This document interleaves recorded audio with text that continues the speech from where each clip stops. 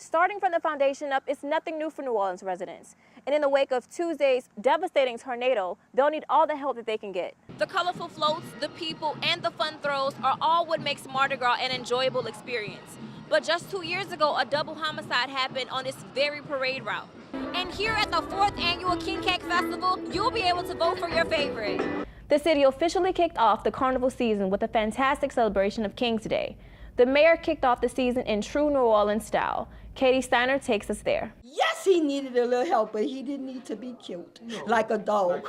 Jaronette Whitaker, the mother of 25-year-old Armand Brown, cries out after her son, who she says dealt with mental illness, was gunned down by police at his home in the 300 block of Webster Street in Kenner, Louisiana. Another officer deployed a taser and it didn't stop him, and when he got to 3 feet from one of our officers, one of our SWAT members shot him.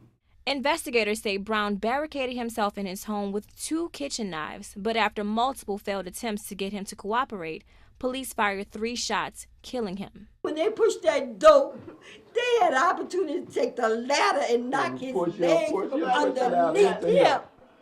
But to just kill my child for no apparent reason because he had an illness. Kenner Police Chief Michael Glaser says this isn't the first time officers have been called out to the Kenner home.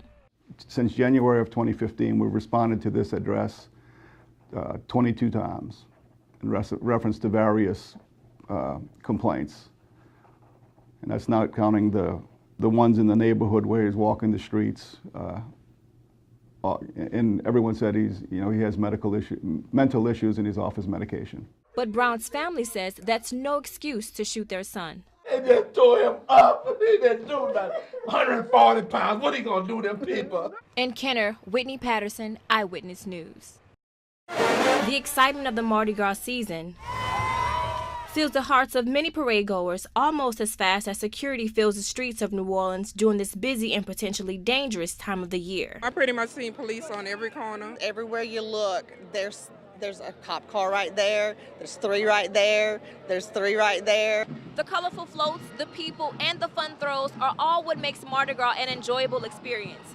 But just 2 years ago, a double homicide happened on this very parade route. An argument led to 2 men being shot and killed on the St. Charles parade route. Those men were 21-year-old Peter Dabney and 22-year-old Ivan Williams.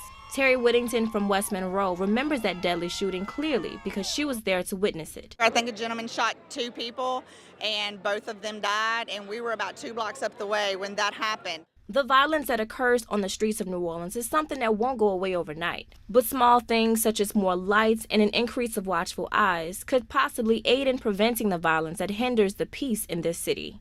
On St. Charles, I'm Whitney Patterson, Eyewitness News. Cars pile the downtown area as people get off from work. But the stress and long hours sometimes still aren't enough, especially when people are living paycheck to paycheck. It's just not, it doesn't add up. It's like you have the bare minimum just to get, where you need to be or to pay your bills. That's why Khadijah Griffin supports Governor John Bel Edwards' push for boosting the state's minimum wage. I'm from California, and right now they're finna raise it to 15, so I'm a server, so out here, so it's like we really need that. Governor Edwards wants lawmakers to raise the minimum wage to $8.50 over a 2-year period. The United Way of Southeast Louisiana agrees, saying too many people are living close to the poverty line. Try living off of $957 a month, and we have a lot of families that are doing that. The United Way found 42% of households in Louisiana could not afford basic needs like housing, childcare, food, health care, and transportation. They're one crisis away, just one crisis away from falling back into poverty. How can I help you today, sir? Alvia Gillis, owner of McCarty's Chicken and Fixin', says the minimum wage proposal will hurt her business in the long run. Although the minimum wage level may go up, the skill sets of the individual coming to me will not increase. But what will increase, she says, would be the amount her customers pay at the counter. Many customers that are also being paid minimum wage. Whether you agree wages should go up or remain the same, lawmakers will have the final say. In New Orleans, Whitney Patterson, Eyewitness News.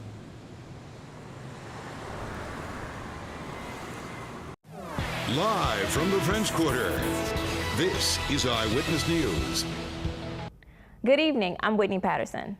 Lots of tourists will be in town for the Jazz Fest and the Zurich Classic, and no doubt they'll want to hit some of the local favorite hotspots. A new article in Vogue magazine names those sites, but some of them have locals puzzled, including Meg Farris.